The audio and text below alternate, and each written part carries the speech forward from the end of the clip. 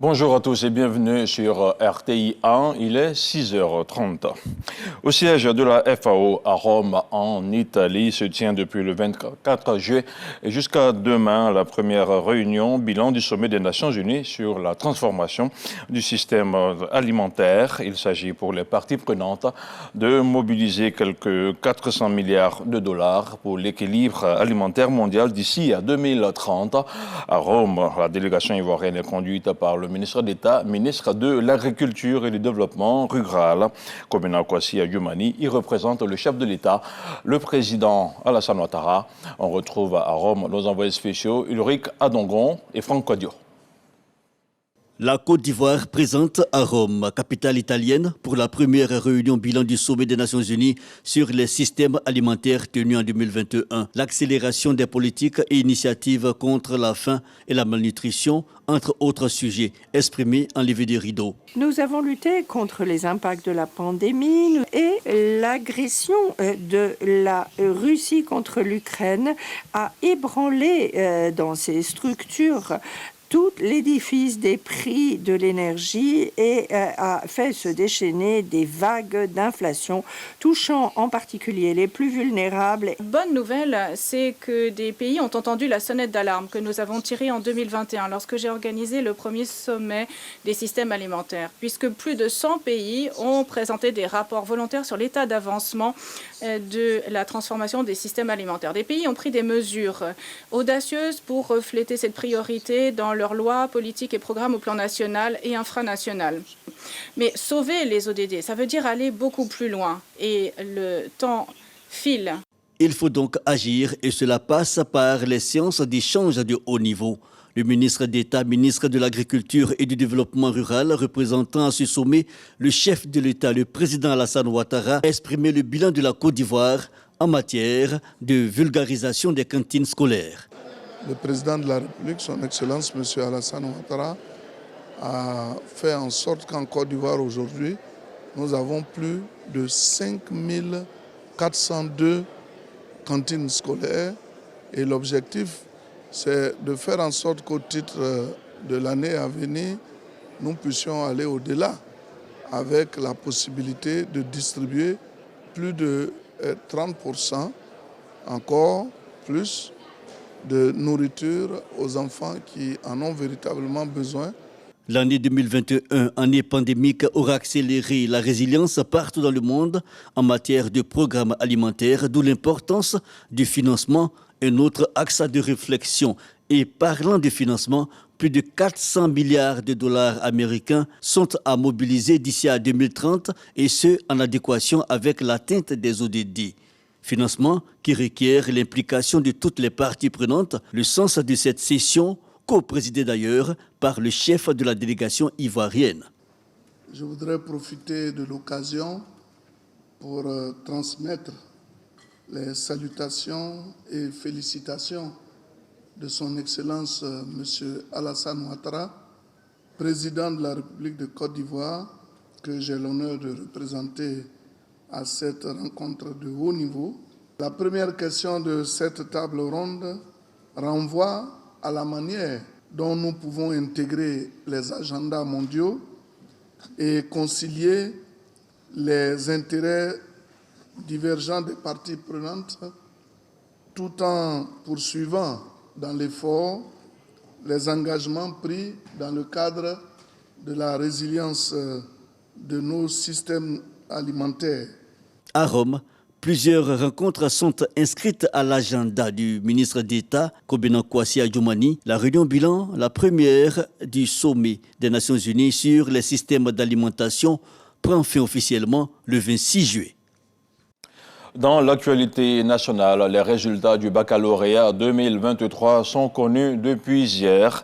Cette année, le taux d'admission est de 32,09% contre 30,78% pour l'année 2022, soit une hausse de 1,31%. Nos reporters ont sillonné quelques établissements scolaires dans la commune de Cocody. Des scènes de joie qui tranchent avec des séquences de tristesse. C'est le constat de Laetitia Kwasi et Walter Amadou Ouattara. Débutée le 27 juin dernier, la session 2023 du baccalauréat connaît son dénouement. Ce lundi 24 juillet, la proclamation des résultats est faite par la Direction des examens et concours d'ECO. Sur 340 213 candidats, 109 166 sont déclarés admis. Soit un taux de réussite de 32,09% contre 30,78% à la session 2022 et 29,24% en 2021. Ce pourcentage enregistre donc une hausse de 1,31. Quelques heures après cette proclamation officielle, les admis expriment leur joie. C'est le cas ici au groupe scolaire à Vicenne dans la commune de Cocody.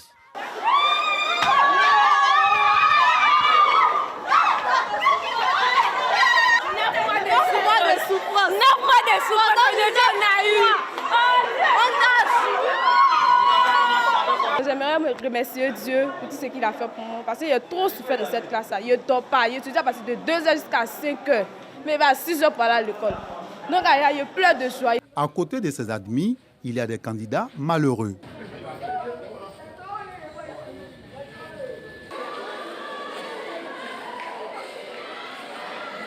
Difficile pour eux de s'exprimer. Autre décor, nous sommes au lycée moderne de Cocody.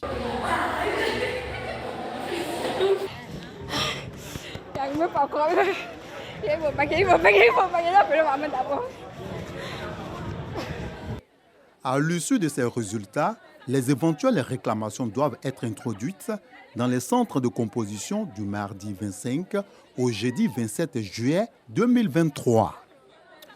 Dans la région de Gbeke, le taux de réussite est de 25,55% dans la direction régionale de Bouaké 2 contre 24,57% pour la direction régionale de Bouaké 1. Des résultats qui interpellent les responsables de l'éducation de la localité. Ces derniers invitent bien sûr les élèves à une prise de conscience dans le travail. Le compte-rendu de Kader Sogodogo. Lycée moderne des jeunes filles de Bouaké. Jour de proclamation du baccalauréat, session 2023. Au secrétariat, des consignes sont données. Félicitations à ceux qui seront déclarés admis. Les refusés, ça ne veut pas dire que c'est fini. Tout ce qu'on peut vous dire, c'est de se remettre au travail, de voir ce qui n'a pas marché, surtout. Souvent, on pense qu'on a bien fait, mais il y a eu des erreurs. Entre-temps, les différents candidats attendent l'ouverture de l'établissement pour s'enquérir de leurs résultats. À l'heure des proclamations, cris de joie et de peine.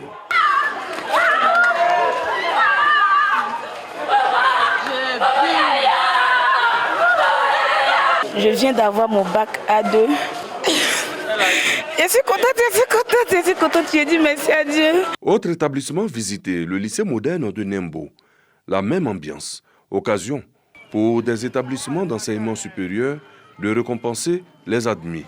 Nous sommes là pour récompenser les nouveaux bacheliers dans la mesure de pouvoir les orienter pour leur future études universitaires. Je peux leur dire de se concentrer. Moi-même, j'ai fait 2 fois. L'an prochain, on va voir. Dans la région de Gbeke, le taux de réussite au bac est de 25,55% pour la Drena Bouaké 2 et 24,57% pour la Drena Bouaké 1 au désarroi des responsables de l'éducation de la localité. Taux en dessous du taux national qui est de 32,9%. À Yamoussoukro, le score est de 27,67%, un taux en dessous du pourcentage national et loin de 47% de l'année dernière. On retrouve encore une fois Kader Sogodogo. Le suspense est terminé en ce qui concerne les résultats du bac 2023. Les lauréats sont connus. Le taux de réussite est de 32,09%. Dans la direction régionale de l'éducation nationale et de l'alphabétisation de Yamoussoukro, tout bac confondu, 27,67% contre 47,37% l'année dernière. Le bac général, nous avons fait un taux de 30,45%. Nous sommes en dessous. Et au niveau du bac technique, vraiment les résultats n'ont pas été fameux. Nous avons obtenu un taux de 17,24%. Ce qui nous donne de façon générale cumulée pour le bac général, le bac technique, un taux de 27,67%. Silence micro pour ceux qui n'ont pas pu valider le baccalauréat. Chez les admis, tout naturellement, la joie est de mise. On a le verbe. Et par la grâce de Dieu, je viens d'obtenir mon bac. Les résultats du baccalauréat viennent mettre fin aux examens à grand tirage dans l'enseignement général et technique. Place dès à présent aux vacances scolaires. Elles seront difficiles pour certains, d'autres se la couleront douce. On change de sujet pour parler cette fois-ci de concours administratifs, transparence, équité, célérité. C'est la triade qui domine cette année les concours de la fonction publique de Côte d'Ivoire. Les compositions vont démarrer le 12 août prochain et les différents acteurs engagés dans le processus ont signé hier lundi une charte d'éthique. C'était en présence de la ministre Anne-Désirée Ouloto, le compte-rendu de Grace Kando. Les acteurs impliqués dans le processus d'organisation des concours de la fonction publique saison 2023 signent la charte d'éthique. Elle se résume en 15 articles dont la responsabilité, la disponibilité, l'impartialité et l'équité. Nous, préfets des régions de composition et tous les autres acteurs, nous nous y engageons pour la réalisation de ce noble idéal à travers la signature et notre adhésion plénière à la présente charte d'éthique sous vos bienveillants auspices. Cette session 2023 enregistre 563 concours, dont 156 recrutements nouveaux et 407 concours de promotion. Je sais pouvoir compter sur vous, qui êtes les acteurs de premier rang dans l'organisation des concours. Notre slogan reste inchangé.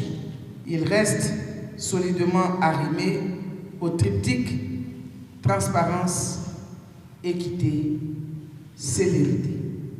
Autre fait marquant de cette rencontre, la remise des lots aux lauréats de la tombola de la 3e édition des Journées de la fonction publique. Au nombre des récipiendaires, une institutrice. Elle reçoit un véhicule flambant neuf et un fonctionnaire retraité est reparti avec une villa. Désormais, en recevant ces dons, nous nous engageons à être à la tâche avec passion et abnégation, à faire vivre sans retenue les valeurs et principes qui doivent caractériser le fonctionnaire. Par ces récompenses, la ministre de la fonction publique entend créer une saine émulation au sein de l'administration publique ivoirienne. On s'intéresse maintenant à l'actualité internationale. Les États-Unis ont annoncé hier lundi des sanctions économiques visant 3 militaires maliens, dont l'actuel ministre de la Défense. Ces derniers sont accusés de faciliter le déploiement et l'expansion des activités au Mali du groupe paramilitaire russe Wagner. Sont ciblés le colonel Sadio Kamara, ministre de la Défense, ainsi que le colonel Alou Bouadiara et le lieutenant-colonel Adama Bagayoko, tous deux responsables dans l'armée de l'air. Washington fait état de preuves montrant que ces différents responsables maliens ont contribué aux activités malveillantes du groupe Wagner au Mali dans un communiqué du Trésor américain. Et puis en Algérie, on compte au moins 34 morts, dont 10 militaires, dans de violents incendies survenus dans le nord-est du pays dans la nuit de dimanche à lundi. C'est le bilan publié par le ministère de l'Intérieur lundi soir. Entre dimanche et lundi, l'Algérie a enregistré 97 départs de feu dans 16 préfectures. Mais les incendies les plus violents ont touché Béjaïa, Bouira et Jigel, avait indiqué le ministère de l'Intérieur dans un communiqué. Le président algérien Abdelmajid Tebboune a adressé ses condoléances aux familles en évoquant des victimes civiles, mais aussi des militaires. C'est la fin de ce 6h30. Merci de votre aimable attention à RTI 1. Restez avec nous, l'info continue.